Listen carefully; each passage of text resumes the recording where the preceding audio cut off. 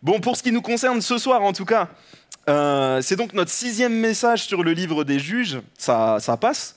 Et donc on a fait pas mal de chemin. Alors comme d'habitude, je replace le contexte, surtout vu l'histoire qu'on va avoir aujourd'hui, puisque on a bien ce distinguo à faire qui est très important quand on lit tous les livres de la Bible de toute façon, de ce que le texte dit. Est-ce que je me trouve dans un texte historique, dans un texte prophétique, dans un texte poétique, dans un texte eschatologique? C'est des textes de la fin des temps, donc, pour ceux qui ne sauraient pas. Tout ça nous amène dans des contextes qui sont différents, dans un mode de lecture à avoir qui est différent. Et donc, de bien différencier ce que le texte dit, mot pour mot, clairement, de ce qui s'est passé, et de ce que le texte nous dit, ce que nous pouvons en retirer pour nous aujourd'hui dans notre vie chrétienne. Je répète donc le contexte politique du pays d'Israël, surtout que là, on vient de passer le temps avec Gédéon, donc on a un schéma qui commence à s'installer, avec lequel vous êtes de plus en plus familiers. Je rappelle donc le peuple d'Israël désobéit, pêche, puis vient une domination étrangère sur le pays, que ce soit par des pillages, par des rapts, par toutes sortes de crimes. Et puis, après, vous avez Dieu qui suscite un homme qu'il revêt plutôt de son esprit. Et puis, après, vous avez une période de paix qui est là, une fois qu'Israël rompt tout lien avec le compromis. Voilà, ça, c'est le cycle du livre des juges. Puis de nouveau, le peuple s'éloigne, il repêche, et ainsi de suite, et ainsi de suite. Et on est dans ce cercle vicieux. Pourquoi est-ce que je dis ça? Parce que du coup, en termes de contexte politique, on a cette personne du juge, je le répéterai à chaque fois, qui est donc quelqu'un qui juge le peuple, qui est en autorité sur le peuple, politiquement, qui a le pouvoir de gérer le peuple. Plusieurs fois, et on le verra encore aujourd'hui, les juges sont appelés chefs d'Israël, donc ils ont vraiment ce pouvoir politique, mais également religieux, puisqu'ils jugent selon la loi de Moïse. Parce que la loi juridique qui fait foi en Israël, c'est la loi de Moïse, c'est pas une autre. D'accord ? Et donc on n'a pas de droit, on n'a rien du tout sur le pays, on n'a que ces juges. Ces gens qui jugent selon la parole de Dieu, selon ce que Dieu a déclaré, selon ce que Dieu a dit, et c'est par rapport à ce que Dieu dit qu'ils vont diriger le peuple. C'est comme ça que Dieu avait voulu que son peuple fonctionne. On parlera des rois peut-être plus tard, on n'y est pas du tout encore. Donc voilà. Les précédents juges qu'on a vus, c'était Gédéon, et puis on a parlé d'Abimélec aussi la dernière fois, qui a eu une triste fin. Et donc, pendant tout le temps qui suit, on a une forme de paix qui s'installe autour d'Israël. On a même plusieurs juges qui sont cités, qui voient le jour, et donc des périodes de paix qui s'en suivent. On a par exemple Tola, qui va être juge pendant 23 ans, et Jaïr pendant 22 ans. Vous pouvez retrouver leur nom cité dans Juges 10, versets 1 à 5. On ne va pas le prendre ce soir, mais voilà, c'est juste pour vous mettre le contexte un petit peu de tout ce qui se passe. Et puis, comme d'habitude, quelle surprise, le peuple d'Israël va tout bien faire correctement et aller de l'avant avec Dieu. Bah non. Non, évidemment que non. Prenons ensemble donc Juges 10, versets 6 à 17. Juges 10, versets 6 à 17 nous dit donc, on va lire tout ce gros pavé d'un coup parce que ça va être une première partie nécessaire à la suite en fait. Les enfants d'Israël firent encore ce qui déplaît à l'Éternel. Ils servirent les Baals et les Astartés, les dieux de Syrie, les dieux de Sidon, les dieux de Moab, les dieux des fils d'Ammon et les dieux des Philistins. Et ils abandonnèrent l'Éternel et ne le servirent plus. La colère de l'Éternel s'enflamma contre Israël et il les vendit entre les mains des Philistins et entre les mains des fils d'Ammon. Ils opprimèrent et écrasèrent les enfants d'Israël cette année-là et pendant 18 ans. Tous les enfants d'Israël qui étaient de l'autre côté du Jourdain, dans le pays des Amoréens, en Galade, les fils d'Ammon passèrent le Jourdain pour combattre aussi contre Juda, contre Benjamin et contre la maison d'Éphraïm. Et Israël fut dans une grande détresse. Les enfants d'Israël crièrent à l'Éternel en disant « Nous avons péché contre toi, car nous avons abandonné notre Dieu et nous avons servi les Baals. » L'Éternel dit aux enfants d'Israël, « Ne vous ai-je pas délivré des Égyptiens, des Amoréens, des fils d'Ammon, des Philistins, et lorsque les Sidoniens, Amalek et Maon vous opprimèrent, et que vous criâtes à moi, ne vous ai-je pas délivré de leurs mains ? Mais vous m'avez abandonné et vous avez servi d'autres dieux. C'est pourquoi je ne vous délivrerai plus. Allez invoquer les dieux que vous avez choisis et qu'ils vous délivrent au temps de votre détresse. » Les enfants d'Israël dirent à l'Éternel, « Nous avons péché. Traite-nous comme il te plaira.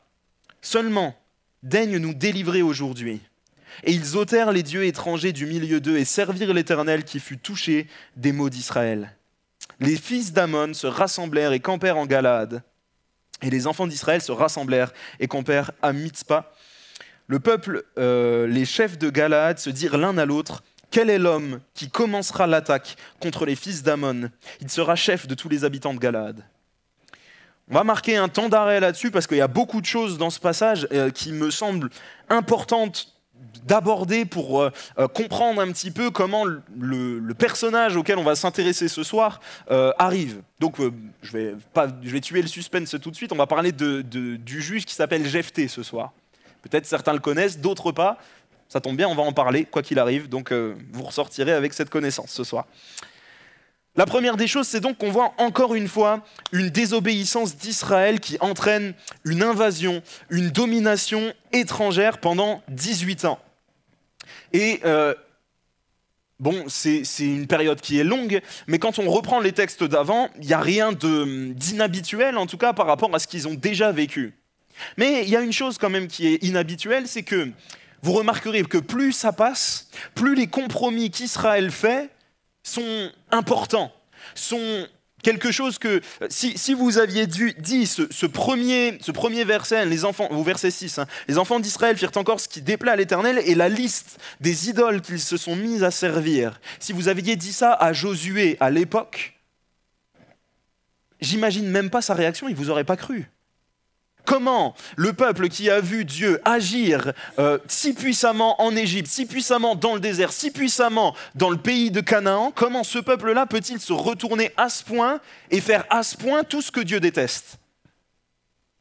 Parce qu'au départ, les premiers compromis, c'était les enfants d'Israël prirent pour femmes, puis les enfants d'Israël prirent pour Dieu, puis les enfants d'Israël se mirent à servir. Vous voyez qu'on va dans une forme de gradation, c'est graduel.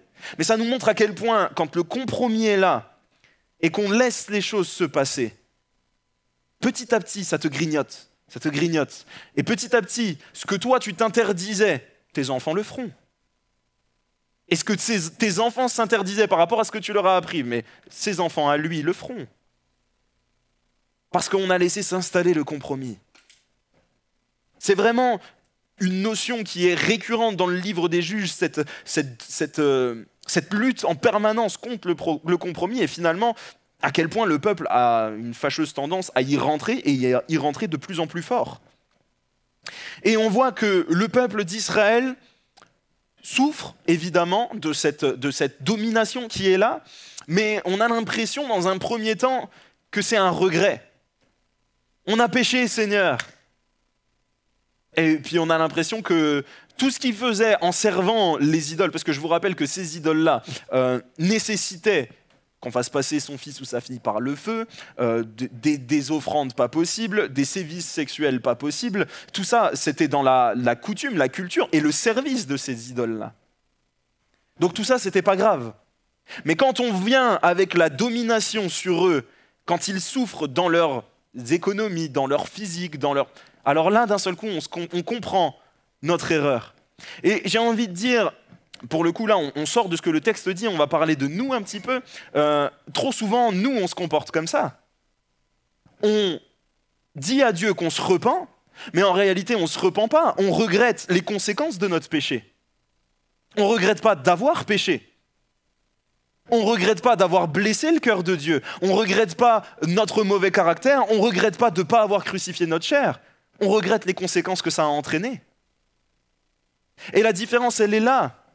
Parce que celui qui regrette seulement la conséquence de ce que ça a entraîné, alors pendant tout un temps, Dieu va bénir un état de semi-repentance. De dire, ah mon enfant, tu savais pas. Alors Dieu bénit une première fois. Dieu te sort de ton problème. Comme Israël. Une première fois, on envoie Gédéon. Une première fois, on envoie Éhud. Une première fois, on envoie... je ne sais pas, tous les juges qu'on a cités avant, Barak, Déborah, etc. Première fois, on envoie quelqu'un, une solution qui vient de Dieu. Et puis on retombe dans notre péché, puis on retombe dans notre problème, puis on retombe dans notre situation parce qu'on ne veut pas changer. Et on se dit, mais de toute manière, Dieu est amour. On sert un bon Dieu. Alors notre Dieu va nous pardonner. Oui, il va te pardonner.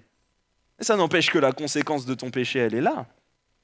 Celui qui est colérique et qui ne veut pas changer, parce que c'est facile de prendre les gros péchés comme ça que tout le monde voit bien, mais travailler notre caractère, notre chair, ça on a du mal. Celui qui est colérique et qui ne veut pas changer, et qui est tout le temps en train de s'irriter et en train d'irriter les autres.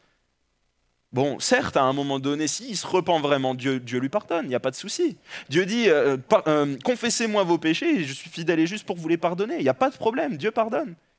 Mais ça n'empêche qu'il a irrité tout le monde autour de lui et que finalement, il se retrouve seul.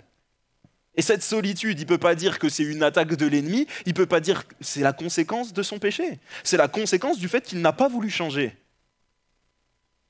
Ça, c'est quelque chose dont nous devons prendre conscience.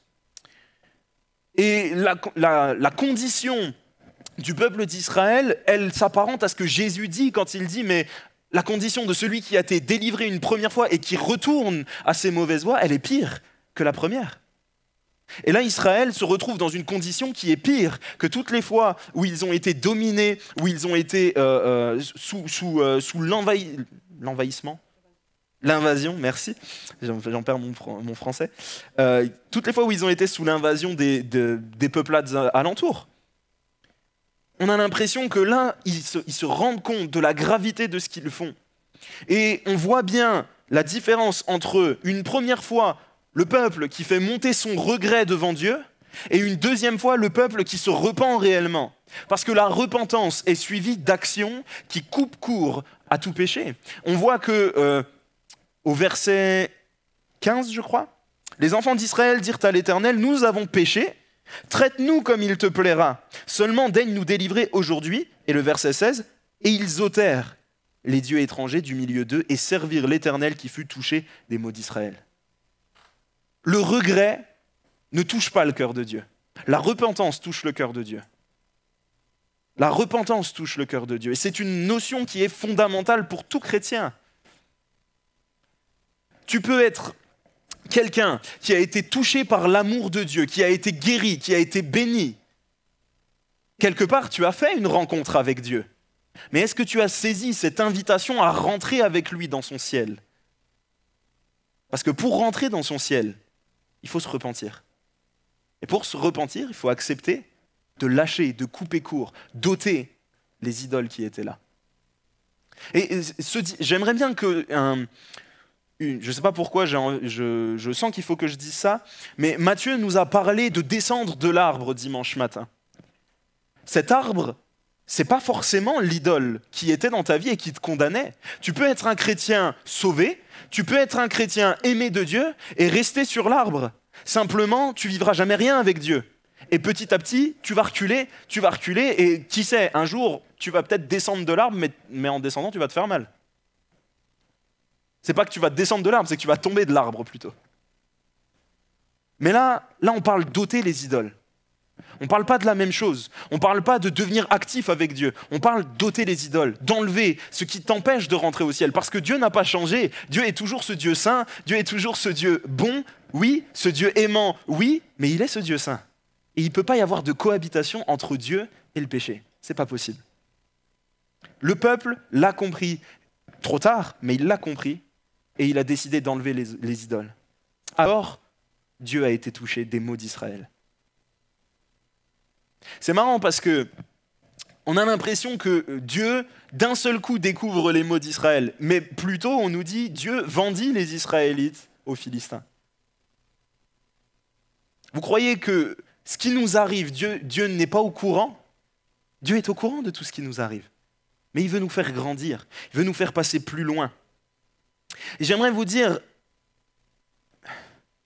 Dieu lui-même, à un moment donné, ici, Dieu lui-même se doit de rappeler au peuple qui il est. Il leur dit, mais ne vous ai-je pas délivré ? Et combien de fois nous sommes comme les Israélites à nous dire mais finalement, c'est pas si mal d'être chez les Baals et les Astartés. Alors on les nomme pas comme ça, mais on se dit finalement, c'est pas si mal d'être riche. Non pas qu'être riche c'est mal, mais finalement, avoir un peu plus d'argent.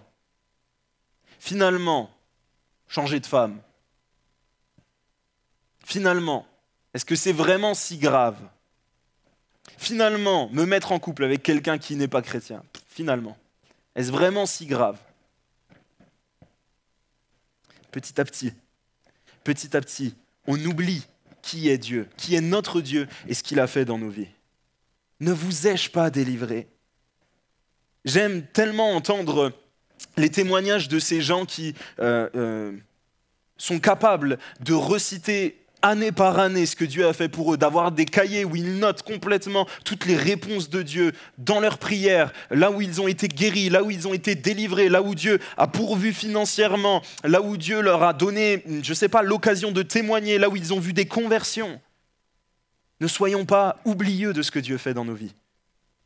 Vous savez, moi quand j'étais plus jeune, j'ai développé à un moment donné une forme de complexe du témoignage. Je ne sais pas si ça parle à beaucoup d'entre vous, parce que beaucoup d'entre vous, vous n'êtes pas des enfants de chrétiens, et donc peut-être vous ne comprendrez pas ce que je veux dire, mais j'entendais mon père témoigner avec une délivrance spectaculaire de la drogue, des miracles, des guérisons, plein de choses qui sont arrivées. Et puis moi, dans ma tête, j'étais en train de me dire, mais franchement, moi, l'histoire de ma conversion, elle est banale. Hein. Elle est banale. Et j'ai développé une forme de complexe du témoignage où, j'osais même pas dire vraiment comment j'ai rencontré Jésus, quoi. Parce que ça avait rien de spectaculaire en comparaison.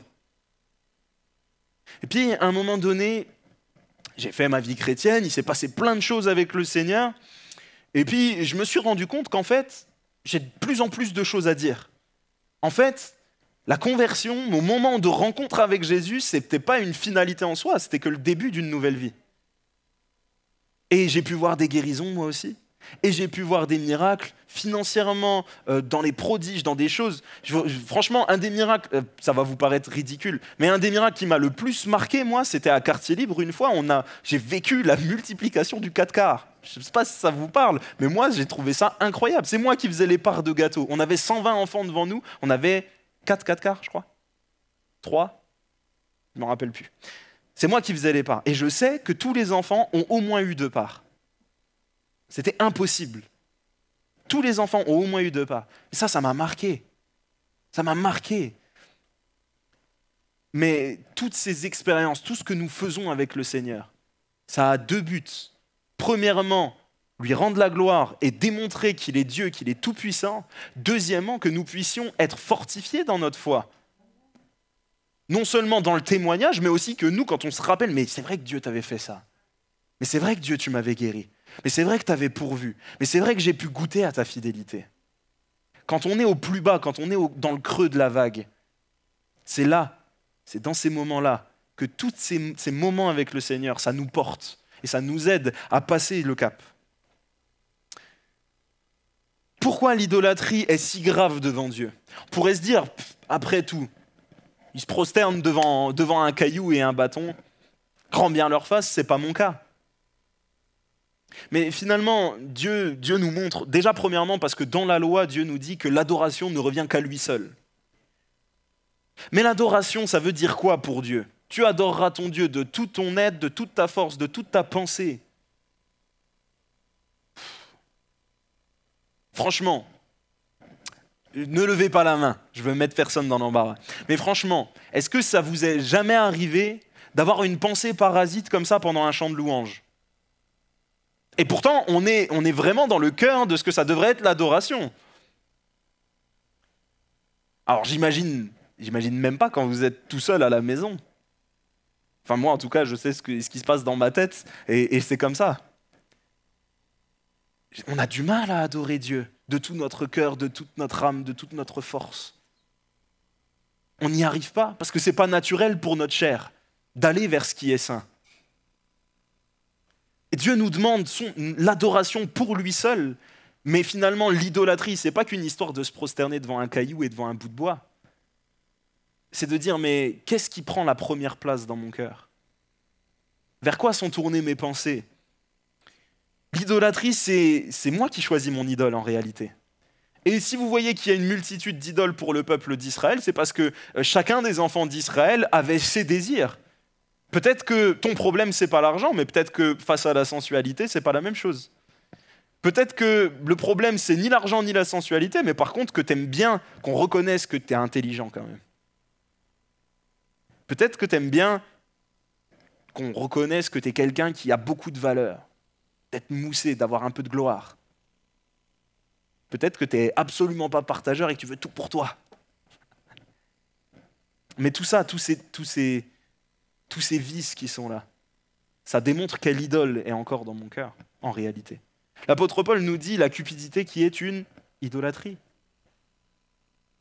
La cupidité est une idolâtrie. Il n'y a pas que l'histoire de se prosterner devant une statue, c'est tellement plus large que ça. Avant de rencontrer Dieu, on était tous idolâtres. Je vais même vous dire, vous le croyez ou vous ne le croyez pas, mais certains chrétiens évangéliques sont idolâtres de certains ministères, sont idolâtres du miraculeux. Ah, ça jette un blanc. Hein. Celui qu'on glorifie, c'est Jésus. Quand Jésus fait un miracle, et on va le voir après, je m'emporte un petit peu sur la suite, mais quand Jésus fait un miracle, on est plus reconnaissant envers Jésus ou on saute dans tous les sens parce qu'il y a eu un miracle de fou et que ça va remplir l'église parce qu'il y a eu un miracle de fou. Ah, on est content que l'église soit remplie, mais on est content parce que c'est Jésus qui brille. C'est ça qui doit habiter nos cœurs. Soyons pas comme le peuple d'Israël à nous tourner vers ce qui nous intéresse, vers ce qui a prise sur notre cœur. Tournons-nous vers le Seigneur. Et j'aimerais vous dire, le verset 16 nous montre, quand on nous dit « mais il fut touché des maux d'Israël », ça nous montre à quel point Dieu ici, c'est Dieu le Père, mais c'est aussi le Fils qu'on retrouve dans le Nouveau Testament. Trop de fois, on a l'impression qu'il y a le Dieu de l'Ancien Testament, le Dieu du Nouveau Testament, mais notre Dieu est notre Dieu.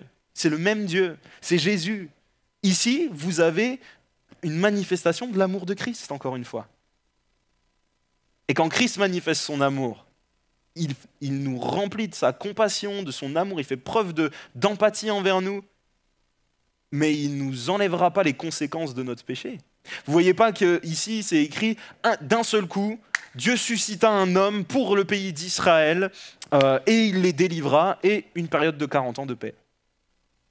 Dieu veut faire grandir le peuple d'Israël afin qu'ils comprennent. Il veut les rendre matures. Est-ce que tu as sans arrêt besoin d'être porté par un homme de Dieu, par quelqu'un qui a une vision, par quelqu'un qui lui, il sait prier, et puis lui, il sait prêcher.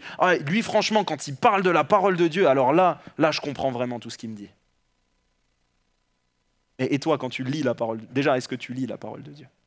Et quand tu lis la parole de Dieu, le Seigneur peut te parler aussi. Est-ce que tu as tout le temps besoin de quelqu'un? Oui, le Seigneur a prévu des dons faits à l'Église, les ministères. Il a prévu des anciens qui sont là pour servir. Mais toi, individuellement, où est-ce que tu en es avec Dieu? Est-ce que tu as besoin qu'encore une fois, un juge arrive et te délivre du problème qui est là? Mais tu n'as pas grandi, finalement. Dieu veut nous faire grandir. Dieu veut nous faire grandir. J'essaye d'accélérer un peu, je suis désolé, je saute quelques points. Et ici, on voit que le peuple grandit un peu parce que du peuple va naître cette question, quel est l'homme qui commencera l'attaque contre les fils d'Amon? Et cet homme, en réalité, ça aurait pu être n'importe qui dans Israël. N'importe qui avec la volonté de pouvoir obéir parfaitement à la loi, de pouvoir juste résister au compromis. Et on va voir que cet homme, ça va être Jephthé. Juge 11, versets 1 à 9. Ça va être Jephthé, mais ça va être Jephthé dans une mesure toute relative. Parce que, en fait, Jephthé, c'est pas Dieu qui va le chercher. C'est le peuple qui va le chercher. Juge 11, versets 1 à 9. Jephthé, le Galaadite, était un vaillant héros. Il était fils d'une femme prostituée et c'est Galaad qui avait engendré Jephthé. La femme de Galaad lui enfanta des fils qui, devenus grands, chassèrent Jephthé et lui dirent « Tu n'hériteras pas dans la maison de notre père car tu es fils d'une autre femme. » Et Jephthé s'enfuit loin de ses frères et il habita dans le pays de Tob. Des gens de rien se rassemblèrent autour de Jephthé et ils faisaient avec lui des coups de main. Je ne sais pas quelle version vous avez, vous. Des excursions, voilà.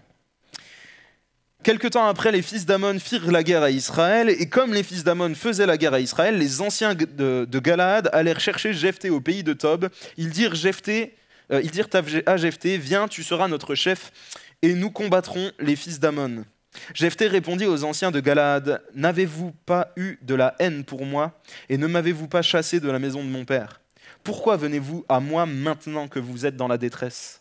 Les anciens de Galaad dirent à Jephthé, « Nous revenons à toi maintenant afin que tu marches avec nous et que tu combattes les fils d'Ammon et que tu sois notre chef, celui de tous les habitants de Galaad. » Jephthé répondit aux anciens de Galaad, « Si vous me ramenez pour combattre les fils d'Ammon et que l'Éternel les livre devant moi, je serai votre chef. » On a un passage quand même assez particulier, déjà dans le contexte de qui est Jephthé. Jephthé, c'est donc un fils de prostituée, c'est quelqu'un qui a un déshonneur donc placé sur lui, ne serait-ce que par sa naissance. Il est déshonoré, lui, sa mère et son père. Le fait que son père ait conçu un enfant avec une prostituée, c'est aussi une source de déshonneur sur toute la famille en réalité. Rien que là, déjà, les circonstances de vie de Jephthé, rien qu'à sa naissance, sont déjà complètement catastrophiques. La famille est déjà dans tous les sens. Et puis, en grandissant, on pourrait se dire que ça va mieux. Ben non. En grandissant, ses frères, qui eux sont légitimes, alors j'allais dire le déshérite, mais il n'avait pas de part dans l'héritage. Ils font plus que le déshériter, ils le chassent. Ils l'empêchent de vivre là où il est né, ils le chassent, ils lui disent « Va-t'en, on ne veut rien avoir à faire avec toi. » Hop, il s'en va, bien malgré lui, j'imagine. Et pourtant, on voit que c'est quelqu'un de compétent. On voit que c'est quelqu'un qui est reconnu, puisque dès le début, on nous dit « Jephthé était un vaillant héros ». Et ça, on nous le dit, mais Jephthé était un vaillant héros selon qui, selon quoi? C'était un vaillant guerrier. C'était pas un vaillant héros selon Dieu. C'est pas Dieu qui a dit à Gédéon « Va, vaillant héros ». On a Jephthé ici, et c'est juste vaillant héros selon ce que les gens peuvent voir. Vaillant guerrier, voilà, un gars qui se bat bien, ça c'est un brave. Un gars fort en stature, ça c'est un brave. Et puis on nous dit, des hommes de rien s'assemblèrent autour de lui. Et on voit une espèce de parallèle entre lui et David. Vous savez, qui avait avec lui tous les mécontents dans la caverne là. On a avec Jephthé des hommes qui sont là, des gens méprisés, très certainement des gens blessés, peut-être des gens très bien, mais des gens qui étaient dans le négatif, des gens mécontents, des gens brisés, des gens qui avaient besoin de guérison. Et c'est vers eux que le peuple d'Israël va se tourner pour avoir la délivrance. Oui, ils se sont tournés vers Dieu, mais ils ont regardé avec leurs yeux qui est-ce qu'on va choisir. Quelqu'un, voilà, ah, lui là-bas, ah mais mince, on lui a peut-être fait un peu de mal aussi. Il y a plusieurs choses à tirer de cette histoire. Quand tu es dans une situation où personne n'aurait misé sur toi, ne serait-ce que par tes circonstances de vie, Dieu est capable de t'utiliser. Ça, c'est un fait. Mais il faut accepter l'appel qui est sur toi. Il faut accepter de revenir aussi à de meilleurs sentiments. Jephthé, là, doit avaler toutes les humiliations qu'on lui a fait subir et dire, mais là, donc vous m'avez chassé, et maintenant vous revenez en courant vers moi parce que maintenant que j'ai une renommée, alors vous avez besoin de moi pour que je vous sauve. Bon. Il aurait très bien pu leur dire d'aller voir ailleurs. Et là, notre ami Jephthé, c'est pour moi une bonne position devant Dieu de dire Seigneur, si tu veux que j'y aille, alors j'y vais. Parce qu'il dit quand même, si l'Éternel les livre devant nous, alors oui, je serai votre chef. Il ne dit pas, on y va, je suis votre chef maintenant, les gars. Si l'Éternel...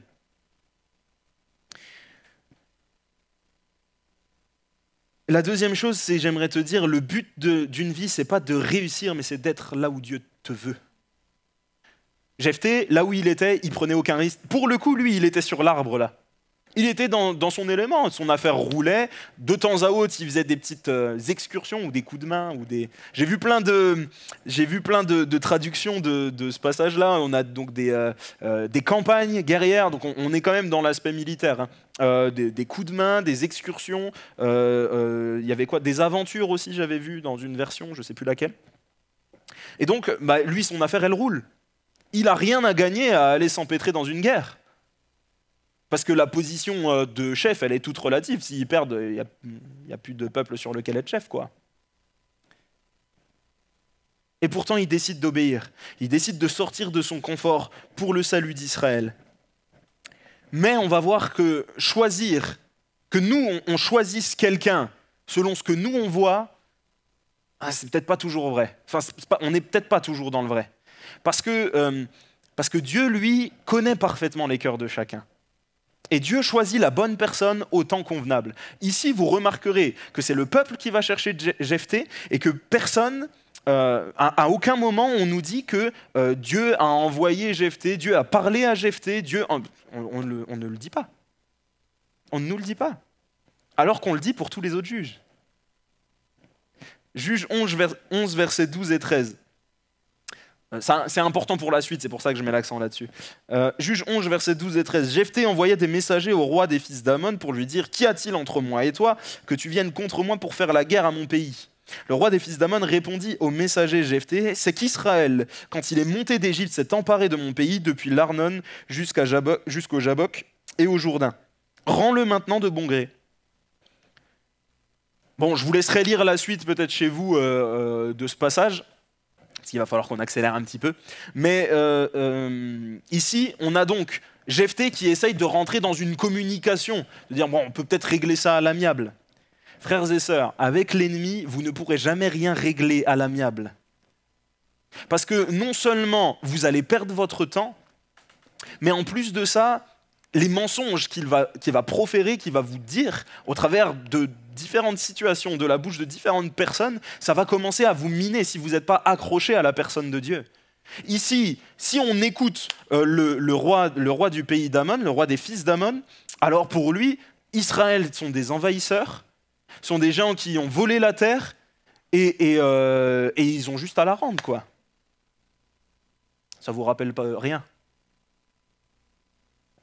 Ça date pas d'aujourd'hui qu'on accuse les enfants d'Israël de ne pas être à leur place. Je vais même aller plus loin, ça date pas d'aujourd'hui que l'ennemi essaye de faire croire que les promesses de Dieu ne sont pas pour toi, qu'elles ne sont pas vraies.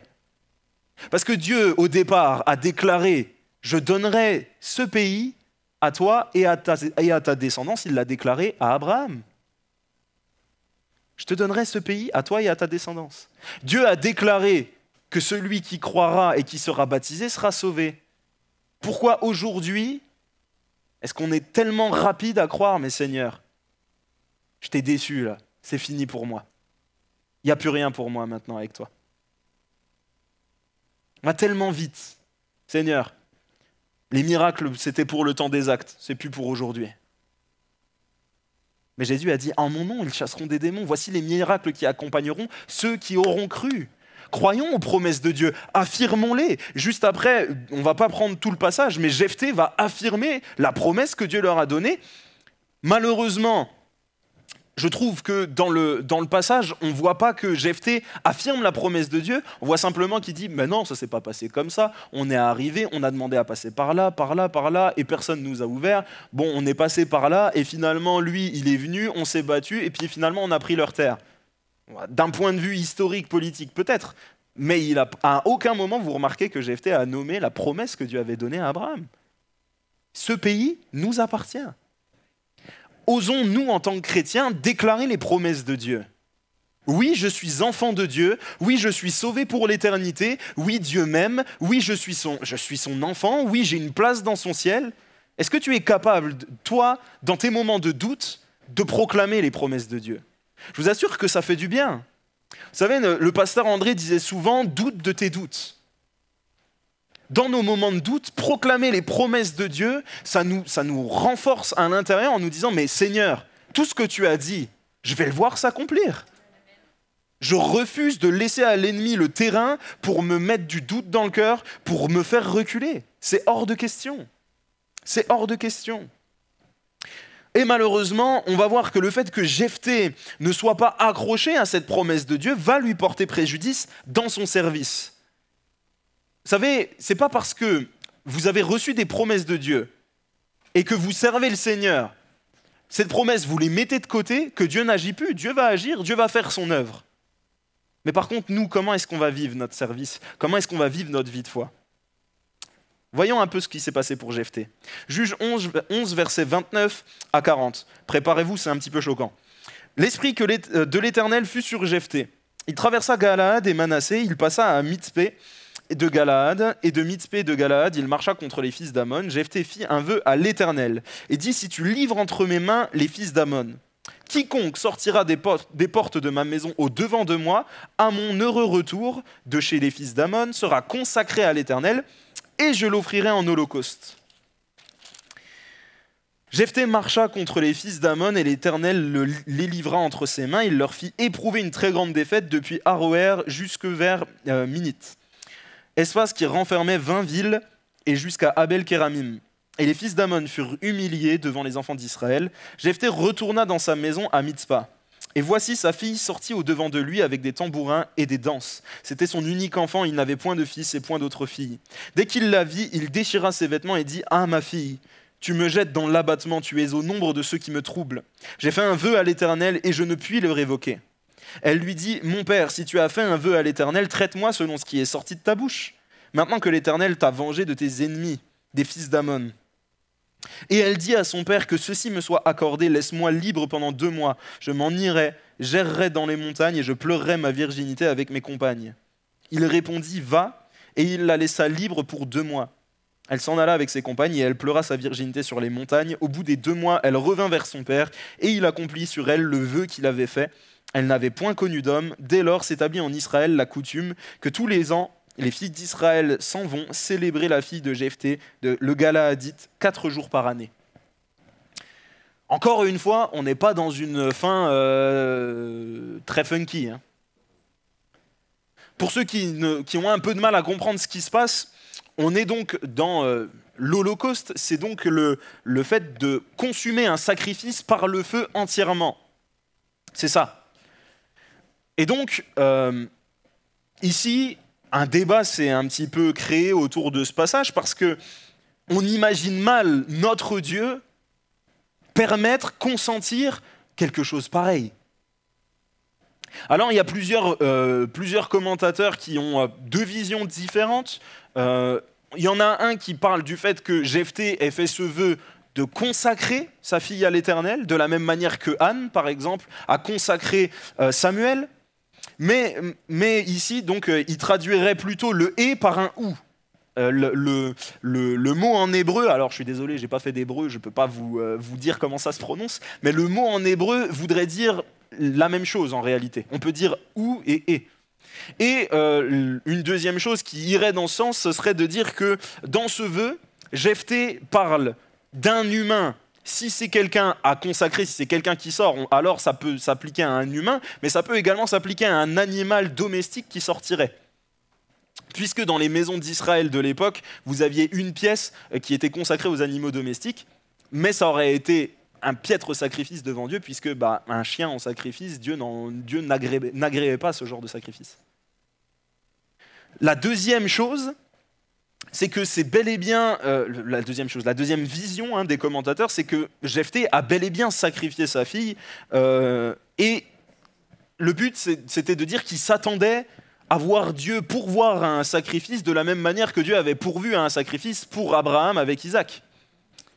Ça c'est la deuxième vision, c'est de dire, mais voilà, il a parlé trop vite, et il s'est attendu à la manière dont Dieu allait agir. Et aujourd'hui, la grande majorité des commentateurs sont plus pour cette deuxième option. Je vous laisserai vous faire votre conviction, ça n'est pas primordial pour votre salut, hein, mais c'est bien de connaître les deux. En tout cas, ce qu'il faut retenir absolument, c'est plus de dire que Jephthé a prononcé un vœu devant Dieu qui n'avait pas lieu d'être. Qu'il l'ait sacrifié, qu'il l'ait consacré, peu importe, ce vœu n'avait pas lieu d'être. Parce que ici, Jephthé, il n'est pas dans de la prière, il n'est pas en train de rechercher la face de Dieu, il n'est pas en train de dire « Mais Seigneur, comment est-ce que tu veux qu'on procède ? Fais-moi écouter ta voix, montre-moi, j'irai là où tu me montreras, je ferai ce que tu me diras. » Non, il dit « Seigneur, là on y va, là, on va au charbon. Bon, tu nous accompagnes et moi en échange je fais ça. » Autrement dit, Jephthé, il marchande. Est-ce que vous croyez vraiment que Dieu, pour accomplir son œuvre, a besoin de notre marchandage, a besoin qu'on lui donne des contreparties? Mais Dieu n'a pas besoin de ça. Dieu est Dieu. S'il veut nous utiliser, il nous utilise. Nous, soyons plutôt attentifs à la manière dont il nous parle, à la manière dont il veut que les choses soient faites. Pardon. Vous savez, ce passage pour moi est très parlant. Il est très parlant parce que trop souvent, nous les chrétiens, on a des pensées préétablies sur comment Dieu va agir, sur comment il va nous délivrer, sur comment le miracle doit se faire. Alors on dit au Seigneur, Seigneur, bénis-moi comme ça, et en échange, je prierai plus, j'irai plus à l'église, Seigneur, si tu me bénis. Alors on ne parle pas comme Jephthé, on ne dit pas, si tu fais ça, en échange, je ferai ça, mais on dit, Seigneur, si tu me bénis, vraiment, ça pourra bénir l'église. Hein. Seigneur, si j'ai plus d'argent, franchement, je pourrais investir un peu plus dans mon service, je pourrais avoir plus de temps pour toi. Non, non, non, non, non. On sait faire, on sait tourner nos phrases pour que ça soit de la semi-manipulation, hein. Mais Dieu n'a pas besoin de ça. Dieu n'a pas besoin de ça. Dieu a besoin de servantes et de serviteurs. Dieu a besoin de gens qui sont obéissants et à l'écoute de sa voix. Le Seigneur déclare l'obéissance vaut mieux que les sacrifices. Tu peux donner à Dieu tout ce que tu veux tant que tu le fais de cœur, réellement sans attendre rien en retour. Dieu l'accepte, Dieu l'agrée. Mais une chose pareille, Dieu ne peut pas l'agréer. Dieu ne peut pas l'agréer. Et vous ne voyez à aucun moment le fait que, alors je suis désolé, hein, mais ce vœu fait à l'Éternel n'est à aucun moment demandé par Dieu, n'est à aucun moment agréé par Dieu, n'a à aucun moment une bonne répercussion sur le peuple. La preuve, ça va même les emmener de nouveau dans une forme d'idolâtrie. Est-ce que la fête là qu'ils disent à la fin, hein, une journée par an, les filles vont pleurer, la fille de Jephthé, etc. On tombe un petit peu dans de la prière aux morts, hein. Vous croyez que Dieu est d'accord avec ça? Ça a des conséquences dramatiques. Ça a des conséquences dramatiques. Pourtant, l'Esprit du Seigneur était sur Jephthé, parce que Dieu veut faire son œuvre. Dissocions le ministère, l'œuvre de Dieu dans sa globalité et l'âme de la personne sur qui l'onction de Dieu est. Dissocions ce que Dieu fait au travers de nos mains et comment va nos âmes. Parce qu'on parle souvent des ministères, de ceux qu'on peut voir qui font des grandes choses. Mais vous avez l'occasion de faire de grandes choses avec Dieu. Est-ce que vous le croyez? Amen. Mais ce n'est pas parce que vous faites de grandes choses avec Dieu, de grandes œuvres avec Dieu, que ça vous rapproche du cœur de Dieu, que vous êtes obéissant à sa voix. Pour toucher une âme, Dieu est capable de faire n'importe quoi. On prend souvent cet exemple, on dit « il a fait parler un âne ». Bon, je ne sais pas comment vous vous considérez, mais moi je me considère quand même plus intelligent qu'un âne. Manu, il ne me regarde pas comme ça. Dissocions les choses. Jephthé est cité dans les héros de la foi, dans Hébreux 11, 32. Il est cité, avec Samson, avec David. On en parlera de Samson, ne vous inquiétez pas, son tour viendra. Mais il est cité. Parce que oui, il a fallu de la foi pour quitter son confort et pour aller se mettre au service de Dieu, délivrer Israël.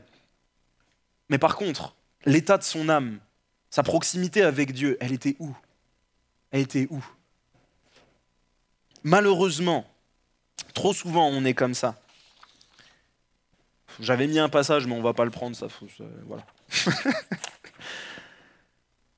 Frères et sœurs, il peut arriver à tout le monde d'avoir des périodes de trouble.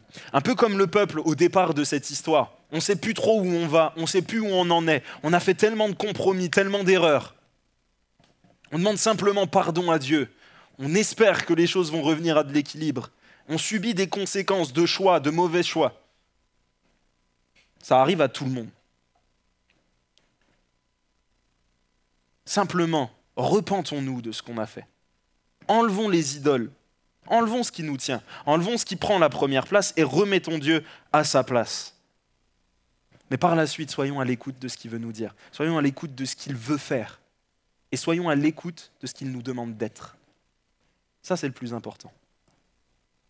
Je vous inviterai là où vous êtes, simplement. On va baisser la tête, on va prier. Mais que si peut-être tu as des terrains encore dans ton cœur où tu sens que ça appartient encore à des idoles, à des anciennes voies, sur lesquelles tu n'arrives pas à avoir la victoire, demande simplement au Seigneur déjà de le vouloir. Et affirme les promesses de Dieu en cet instant. Dieu a des promesses pour chacun d'entre nous. Affirmons-les, affirmons-les, et qui nous donne la sagesse de le laisser vraiment accomplir sa volonté dans nos vies comme il le veut. Qu'on puisse arrêter de marchander avec lui le miraculeux, sa réponse, et qu'on puisse le laisser agir comme il a envie de le faire, sans déterminer par avance ce qu'il va faire, mais en le laissant complètement être ce Dieu qui contrôle nos vies. Seigneur mon Dieu, ce message n'est pas facile parce qu'il est axé vraiment sur la sanctification, sur le fait de se couper du péché, de se couper des idoles. Seigneur, tu vois à quel point moi-même j'ai besoin encore de me repentir devant toi. Combien de fois, Seigneur Jésus, mes pensées sont tournées vers autre chose? Combien de fois mon cœur, Seigneur, n'est pas entier à toi? Seigneur mon Dieu, je te demande pardon. Que tu puisses en cet instant, Jésus, ôter de nos vies toutes les idoles qui soient là, Seigneur mon Dieu. Donne-nous la volonté, Seigneur mon Dieu, de rester dans ta sainteté, de marcher dans la sainteté, de réellement, Seigneur Jésus, être, Seigneur, à tes pieds, mon Dieu. Seigneur, comme le peuple, Seigneur Jésus, je sais que tu es sensible à ce qui nous touche, à nos soucis, à nos problèmes. Seigneur, donne-nous la capacité, Seigneur, d'affronter les conséquences de nos mauvais choix, Seigneur mon Dieu. Donne-nous la capacité, Seigneur, d'aller de l'avant, Seigneur mon Dieu, et d'avoir la victoire surtout. Seigneur, nous te le demandons au nom de Jésus. Et Seigneur, nous affirmons haut et fort tes promesses. Seigneur, nous savons, Seigneur, que malgré nos mauvais choix, malgré qui nous sommes, malgré les difficultés que nous éprouvons, Jésus, tu nous aimes et cet amour est indéniable. Cet amour ne peut pas être rejeté, Seigneur mon Dieu. Nous savons, Seigneur, que tu nous as sauvés et rachetés pour l'éternité. Nous savons, Seigneur Jésus, que tu veux nous guérir, que tu veux nous délivrer, que tu veux nous restaurer. Nous savons que tu nous as adoptés. Nous savons que nous sommes choisis de toi, Jésus, pour rentrer dans ton ciel. Seigneur, c'est une grâce, mon Dieu, et nous voulons continuer à le proclamer, Jésus, jour après jour. Seigneur, donne-nous la sagesse d'être maintenant des serviteurs dans ta maison, Jésus, et simplement de te laisser toute la place en tant que maître dans nos vies. À toi soit toute la gloire, Jésus. Amen. Amen. Je vous souhaite une bonne soirée à tous. Soyez bénis et à bientôt.